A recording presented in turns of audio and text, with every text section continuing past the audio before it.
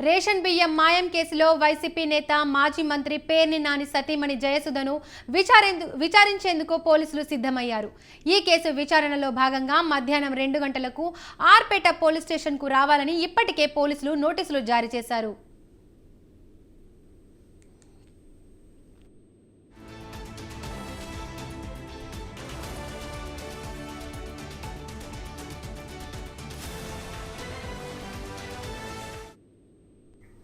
ఈ కేసులో జయసుధకు ఇప్పటికే న్యాయస్థానం ముందస్తు బెయిల్ మంజూరు చేసింది. పోలీసు విచారణకు సహకరించాలని కోర్టు ఆదేశించింది. ఈ నేపథ్యంలో మంగళవారం రాత్రి నోటీసులు ఇచ్చేందుకు పోలీసులు పేర్ని నాని నివాసానికి వెళ్లారు. ఇంట్లో ఎవరూ లేకపోవడంతో డోర్కి నోటీసులు అతికించి వచ్చారు. ఈ నేపథ్యంలో ఆమెను విచారించేందుకు పోలీసులు సిద్ధమయ్యారు.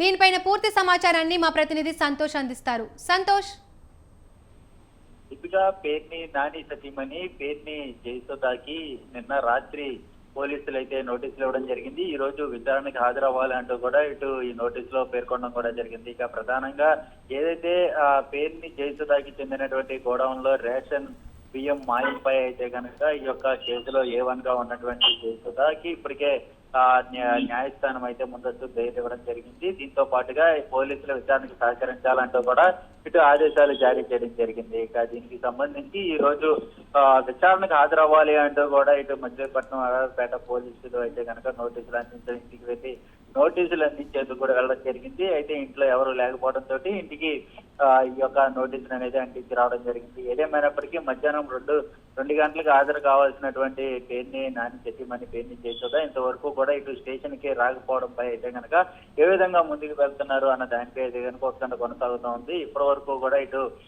పేర్ని జయసుధ స్టేషన్ కి రాకపోవడంతో ఇటు న్యాయవాది నుంచి ఏమైనటువంటి సమాచారం పంపించారా అన్న దానిపై అయితే కనుక ఇంకా సమాచారం అనేది అయితే అందలేదు. ఏదేమైనప్పటికీ ఈ యొక్క విచారణకి హాజరవకపోతే మరొకసారి అయితే కనుక విచారణకు పిలిచే అవకాశాలు కనపడుతున్నట్టు కూడా తెలుస్తూ ఉంది. ఇంకా థ్యాంక్ యూ సంతోష్.